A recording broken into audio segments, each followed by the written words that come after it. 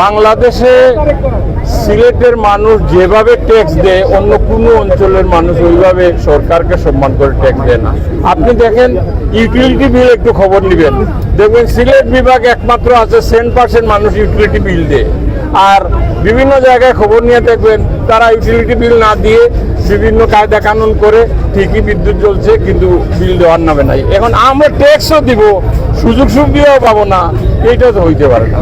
আমি সিলেটবাসীর প্রতি আহ্বান থাকবে, স্বদেশে এবং বিদেশে যারা আছেন সকলের প্রতি আহ্বান থাকবে, আপনারা বিশেষ করে প্রবাসী ভাইদের প্রতি আমার বিশেষ অনুরোধ, আপনার সোচ্চার হন।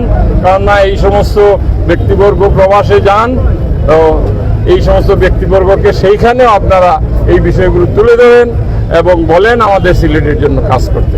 টাইম ভাই, ওই যে রেলের একটা সিন্ডিকেট কাজ করে টিকিট নিয়ে, পাশাপাশি কিন্তু আমরা বিমানও দেখছি যে একটা সিন্ডিকেট ছাড়া তো আর এইভাবে দাম উঠানামা করে না। আমরা সিন্ডিকেট ভাঙার জন্য আন্দোলন করেছি 15.5 বছর।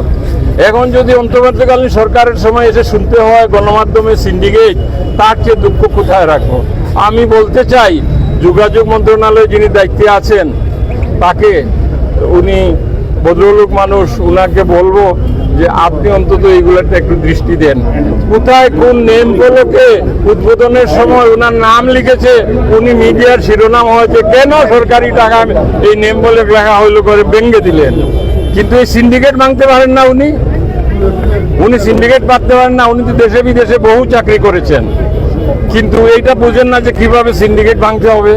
এইগুলো একটু ভাঙার ব্যবস্থা যাতে করেন, সেইটা যোগাযোগ উপদেষ্টাকে বলবো, এজ ওয়েল এজ যে যিনি হেড অফ গভর্নমেন্ট সকলের শ্রদ্ধেয় ডক্টর ইউনূস সাহেবকে বলবো এই সিন্ডিকেট ব্যাংকে সাধারণ মানুষকে স্বাভাবিকভাবে জীবনযাপন করার একটু সুযোগ যাতে করে।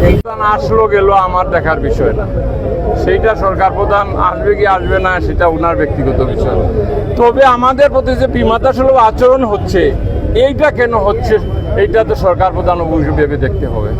তার কারণ সব জায়গায় ওনার চট্টগ্রামে যদি যেতে পারে 3 ঘন্টায়, আমি কেন 4 ঘন্টায় সিলেট আসবো না? রাজশাহীর সীমান্তবর্তী জেলায় যদি যেতে পারে 5 ঘন্টায়, আমার সিলেটে কেন আমি 4 ঘন্টায় আসবো না? কেন আমার রাস্তাঘাট ভেঙে চুরমার হয়েছে? যেমন গ্রামীণ অবকাঠামো হয়েছে, তেমনিভাবে সড়ক হাইওয়েজের যতগুলো রাস্তা আছে সব ভেঙে চুরমার হয়েছে। কথা বললে তাদের দায়িত্বশীল কর্মকর্তার সাথে কোনো সদুত্তর তারা দিতে পারে না, বলার জন্য আমরা কী করবো? এই সিলেটের লোকজন কি ট্যাক্স দেয় না? আমি অর্থ পরিকল্পনা মন্ত্রণালয়ে কাজ করেছি জননেতা এম সাইফুর রহমান সাহেবের সাথে, একজন উন্নয়ন সহযোগী হিসাবে ওনার।